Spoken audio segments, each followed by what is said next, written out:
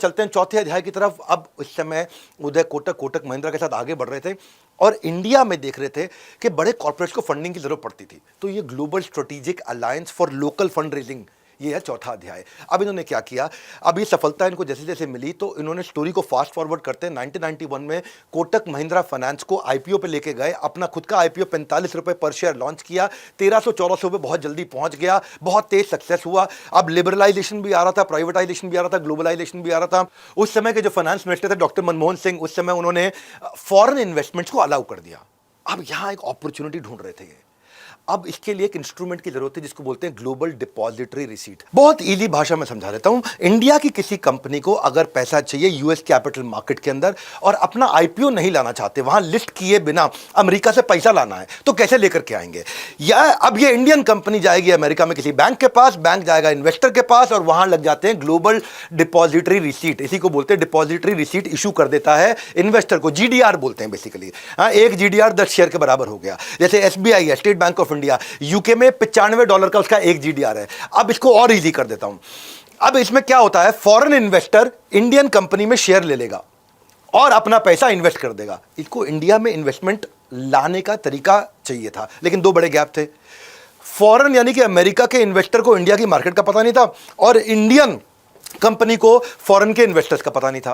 कैसे करें, क्या कंप्लायंस है, नियम कानून क्या है, कैसे करा जाए। तो यहां पे दो एजेंट्स की जरूरत थी। कोटक महिंद्रा यानी कि उदय कोटक ने सोचा कि मैं यहां का एजेंट बनता हूं और वहां गोल्डमैन सैक्स से जुड़ता हूं।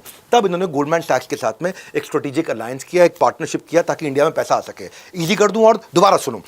कोटक महिंद्रा यहां से गया गोल्डमैन सैक्स के पास, गोल्डमैन सैक्स वहां का एजेंट, कोटक महिंद्रा यहां का एजेंट। उसने बोला तुम वहां पैसा रेज कराओ, मेरी कंपनी को रेज कराओगे, तुम्हें रेज कराने पे 3% मिलता है, उस 3% में 75 पैसा मुझे दे देना और ₹2.25 तुम रख लेना। बड़ा सिंपल था। गए गोल्डमैन सैक्स के पास जाकर के मीटिंग किया, अपने किसी दोस्त को पीछे से छोड़ दिया गोल्डमैन सैक्स में, वही महिंद्रा वाले स्टाइल में पीछे छोड़ दिया, तू जाके मेरी तारीफ कर दियो, मीटिंग से पहले मेरी तारीफ कर दियो।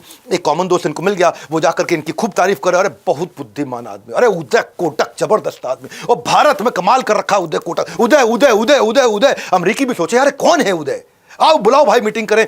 गोल्डमैन सैक्स से मीटिंग किया, गोल्डमैन सैक्स ने ओके कर दिया।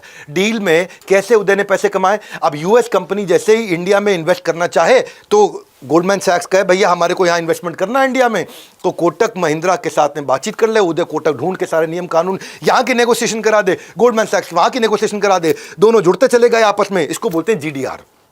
और जीडीआर में बड़ा सिंपल रखा इसने कि भाई ₹2.25 तुम रख लो, 75 पैसे मुझे दे दो। 100 रुपए के अंदर 3 रुपए बचने थे और वो वॉल्यूम इतना बड़ा था, जितनी बड़ी बड़ी डीलें होती चली गई, वो नेगोशिएशन में ये इंडिया का काम संभालते हैं, गोल्डमैन सैक्स वहाँ का सब। क्योंकि गोल्डमैन सैक्स एशिया में खाली जापान में काम कर रहा था, इंडिया में इसने दरवाजे खोल दिए। अब इंडियन कंपनीज को पैसा भी मिलना शुरू हो गया, विदेशों से पैसा आने लगा, अमेरिकन कंपनीज आकर के शुरू करने लगी और इनका रिश्ता अच्छा होता चला गया।